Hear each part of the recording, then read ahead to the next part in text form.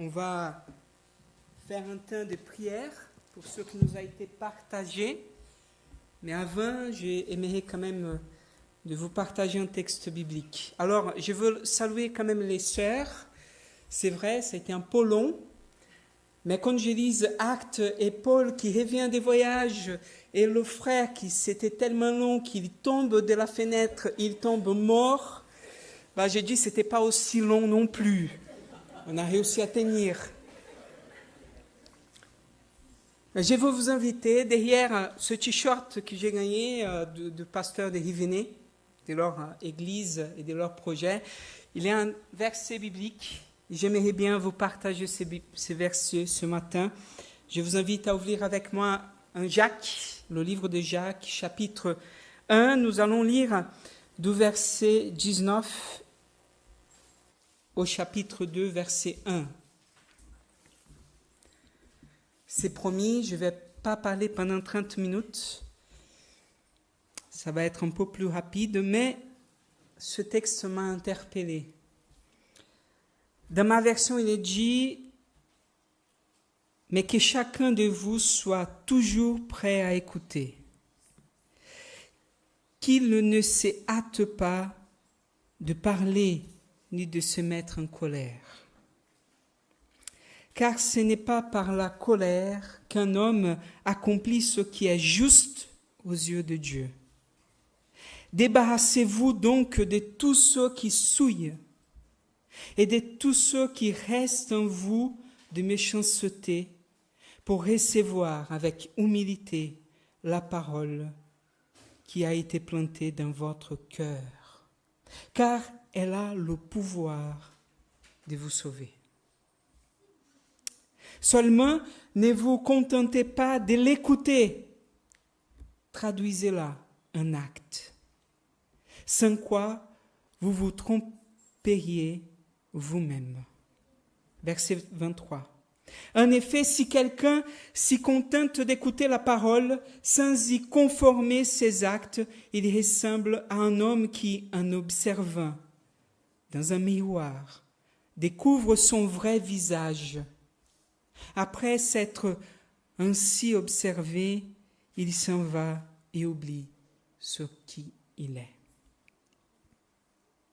Voici, au contraire, un homme qui scrute la loi parfaite qui donne la liberté, il lui demeure fidèlement attaché et au lieu de l'oublier après avoir entendu, il y conforme ses actes. Cet homme sera heureux dans tout ce qu'il fait.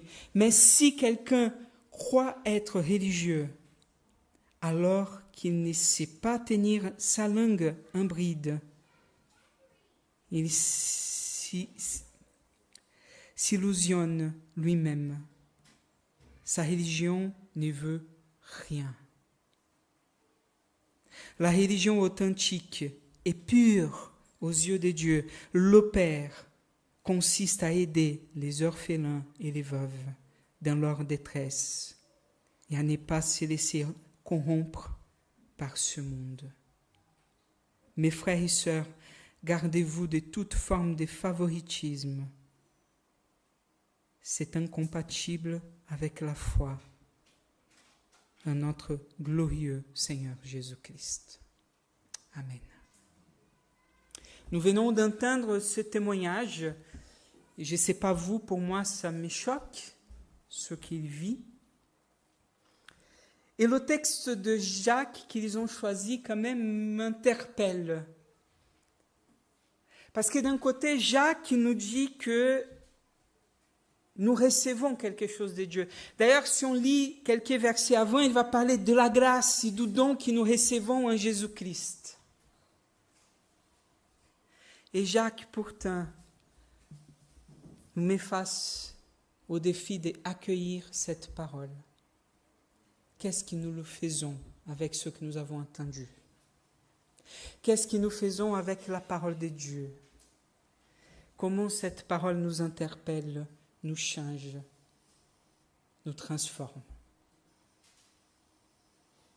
Vous savez, frères et sœurs, nous pouvons être de ceux qui pouvons sortir d'ici rempli en quelque part de paroles de tristesse au-dessus ou au contraire. Oui, nous avons parlé toute une matinée de l'Ukraine, pourquoi nous ne parlons pas de tel ou de tel ou de tel? Pourquoi le Brésil n'est pas mentionné? Dorothée n'a pas parlé du Brésil. Je suis triste quand même. Nous pouvons être ceux et celles qui sortent d'ici, qui regardent tout ce que nous avons entendu et qui laissent passer. Vous savez, une fois dans une radio au Brésil, une personne a appelé, une radio chrétienne, pour dire, mais à quoi bon aller à l'église tous les dimanches si je ne me rappelle pas de ce que le pasteur a parlé? À quoi bon se fatiguer de se réveiller tous les dimanches matins, de lutter contre nos enfants pour qu'ils soient réveillés et prêts pour être là à l'heure, de ne pas pouvoir profiter d'une espèce de grâce matinale, de faire les sports tout simplement comme d'autres le font, pour être là, pour écouter, pour chanter, pour prier. À quoi bon si lundi on ne va pas se rappeler? La réponse de ces pasteurs m'a beaucoup interpellé. Il dit, mais mon frère, qu'est-ce que vous avez mangé hier dans votre déjeuner?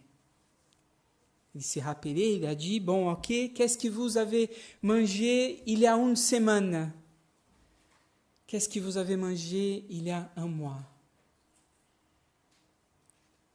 Peut-être vous ne vous rappelez pas de ce que vous avez mangé, mais est-ce que vous êtes vivant aujourd'hui? C'est parce que vous avez mangé. Frères et sœurs, le texte nous encourage à ne pas seulement manger de façon superficielle, bien entendu, mais à ouvrir notre cœur afin que la parole de Dieu puisse être accueillie. Et il va dire, notre façon de manifester cette grâce, parce que c'est de ça qu'il s'agit. Jacques, c'est un livre très controversé dans l'histoire de l'Église, parce que plusieurs sont ceux qui voulaient même l'enlever du canon, tellement ces messages d'une foi morte étaient controversés à la notion de la grâce, et pourtant elle est complémentaire, parce que la grâce manifestée dans notre vie doit engendrer quelque chose. Ce témoignage que nous avons entendu de Régine, de nos sœurs, la parole du Seigneur doit engendrer quelque chose dans notre vie. Et ce qu'elle a dit qui engendre, ce n'est pas les frères et sœurs qui vont sortir, qui vont parler d'un l'un de l'autre, qui vont faire du commérage parce que la lumière n'est pas comme ils veulent, parce que le message du pasteur n'était pas bien dit, parce que les frères se sont trompés de la note au moment de jouer.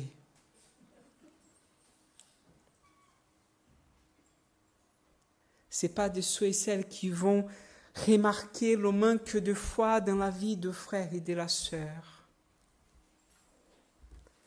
Il va dire, versets 26 et 27, je vous relis, mais si quelqu'un croit être religieux, si quelqu'un croit avoir la foi, si quelqu'un croit rendre un culte à Dieu, alors qu'il ne sait pas tenir sa langue en bride,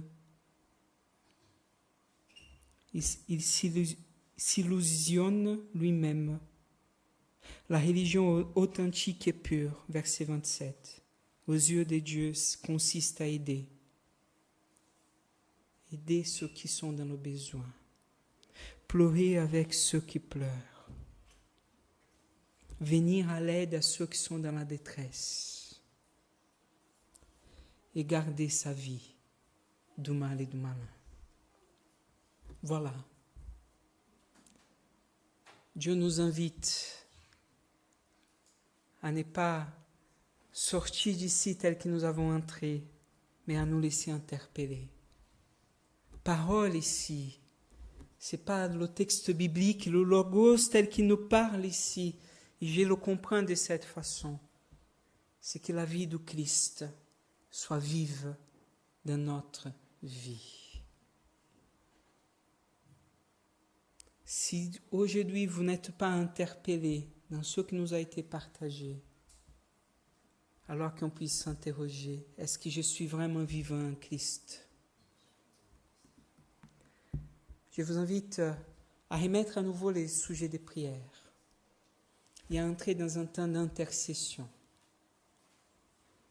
Priez, même si votre prière n'est pas une belle prière, même si vous n'êtes pas, et peut-être que vous êtes comme moi, vous ne savez pas bien prier. C'est pas grave. La parole nous dit que le Saint-Esprit comprend ce que nous disons et traduit notre prière, peut-être avec des paroles maladroites. Mais prions au Seigneur, levons notre voix. Commençons à partir de là, maintenant, à venir en aide aux orphelins et aux veuves, à ceux qui sont dans nos besoins. Je vous invite à prier. Soyez celles qui souhaitent. Voilà, vous avez les sujets qui sont là affichés. Vous pouvez prier pour un sujet, vous pouvez prier pour un autre sujet que Dieu va donner dans votre cœur. Soyons libres, mais soyons dans l'intercession et dans la prière.